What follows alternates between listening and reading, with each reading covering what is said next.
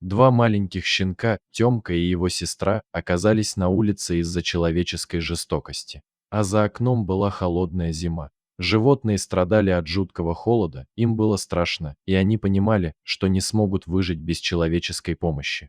Но никому не было до них дела. Они сидели на старой листве и жалобно скулили, пытаясь привлечь к себе внимание. А ночью, когда становилось еще холодней, они прижимались друг к другу, чтоб хоть немного стало теплей. Зима набирала оборотов, а щенки так и сидели на своем месте. Кто-то из неравнодушных начал изредка приносить еду, а одна девушка начала постоянно кормить щенков. Через некоторое время один щенок, девочка, заболела, поэтому Тёмка, чтоб хоть как-то ей помочь, отдавал ей всю еду и всегда находился возле нее. Девушке, которая больше всех проявляла к ним заботу, удалось вылечить сестренку и найти для нее хозяев. Теперь у щенка не было поддержки. Девушка со своей подругой откуда-то принесли будку, чтоб у Тёмки был маленький, но свой домик, из которого он не выходил без особой надобности. Но в одно утро, когда девчонки принесли щенку покушать, то увидели разломанную будку, а возле нее испуганного и замерзшего животного. Сразу стало понятно, что будку разрушили намеренно. Кому она могла помешать? Хорошо, что Тёмка остался живым и невредимым. Девочки решили на время поселить щенка в гараж, тем более, что там был обогреватель.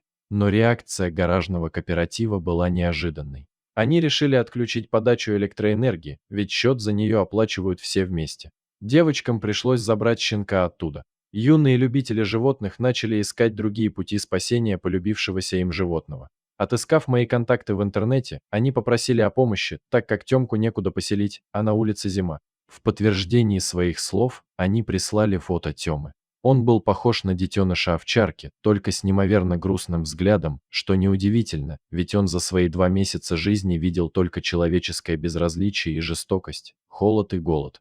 В этот же день у меня был еще один тревожный звонок от одной пожилой женщины. По ее словам, она приютила у себя 16 больных кошек и одного безлапого пса.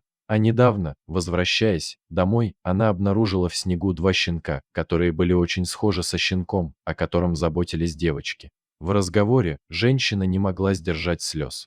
Она объясняла, что уже не в состоянии заботиться о таком количестве больных и бездомных животных, у нее небольшая пенсия, да и трудно ей одной справляться со всеми в силу своего возраста. Почему люди выбрасывают животных на улицу? Но она, все равно, не смогла бросить щенков и забрала их к себе. Пока у меня есть возможность помогать пенсионерке продуктами и лекарствами для животных. Но ей все равно очень трудно. Она еще подкармливает всех уличных четвероногих. А за полуторамесячными щенками нужен особый уход. А так как женщина не знает, как искать для животных новых хозяев, она полностью доверилась мне.